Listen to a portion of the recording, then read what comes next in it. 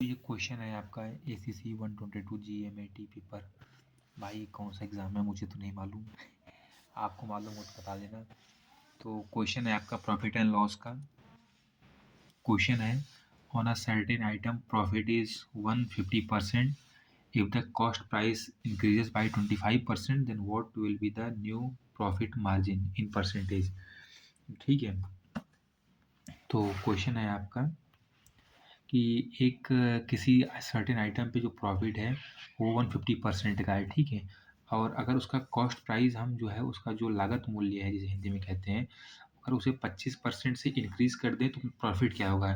तो इसने ये तो नहीं बोला है कि नहीं सेलिंग प्राइस भी इंक्रीज़ होगी या डिक्रीज़ होगी, तो ऐसा कुछ बोला नहीं है। तो उसको हम एज इट इज़ रखेंगे, जैसे उसमें कोई छेड़छाड़ नहीं करेंगे। तो क्वेश्चन को थोड़ा सा छोटा कर लेते हैं ना, ठीक है, हो जाएगा।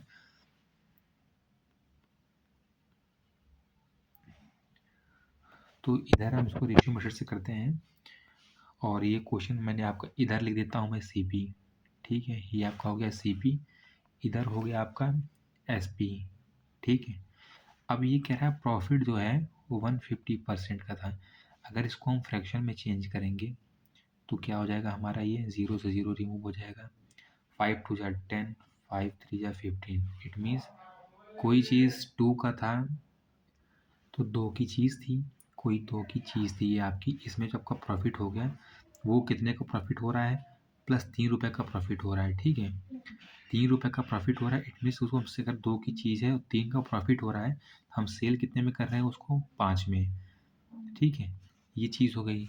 अब आगे क्या कह रहा है कि if the cost price increase by 25%, मतलब इसको आप 2 को 25% इंक्रीज कर देंगे तो नया प्रॉफिट मार्जिन क्या होगा। तो अब 2 को 25% थोड़ा सा हार्ड होगा, अगर इसको हम 100 के फॉर्म में कर लें, इसको हम 200 एज्यूम कर लें, इसको 500। तो कह रहा है कि अगर कॉस्ट प्राइस को 20% इंक्रीज़ कर दें, तो ये आपकी जो कॉस्ट प्राइस है 200, अगर इसको 20% या 25% इंक्रीज़ करोगे, 25% का जो आपका फ्रैक्शन वैल्यू होता है वो कितना होता है, 1/4। इट मीन्स 200 का जो 1/4 होगा वो कितना होगा, 4 5 जा 20 50, इट मीन्स 250 रुपीज़। ये क्या हो जाएगा आपका, 25% इंक्रीज़ करने के बाद आपका कितना हो गया, ये 250 हो गया। लेकिन अभी उसके बाद कॉस्ट प्राइस सेलिंग प्राइस का कुछ बताया नहीं कि कम है हुआ है, ज़्यादा हुआ है। तो इसको एज इट इज़ हम यहाँ पे कांस्टेंट रखेंगे, कुछ इसमें छेड़छाड़ नहीं करने वाले, ठीक है। ये यहाँ पे एज इट इज़ रहेगा। अब कह रहा है कि नया प्रॉफिट मार्जिन क्या है आपका। इट मीन्स पहले 250 रुपये का सामान है, 500 में सेल करते हैं, कितने का प्रॉफिट होता है आपका, 250 का प्रॉफिट होता है, कितने रुपए पे, 250 रुपीज़ पे। इसका आपसे परसेंट में पूछा है, इट मीन्स 100 का मल्टीप्लाई कर दोगे आप। जब 100 का मल्टीप्लाई कर दोगे तो 1 में कट जाएगा, इट मीन्स 100% का प्रॉफिट हुआ है ओवरऑल, ठीक है। 100% का प्रॉफिट हुआ है। आपका ऑप्शन कौन सा है इसमें, ऑप्शन नंबर 3 सही हो जाएगा। तो ये आपका ऑप्शन नंबर 3 100% सही हो जाएगा।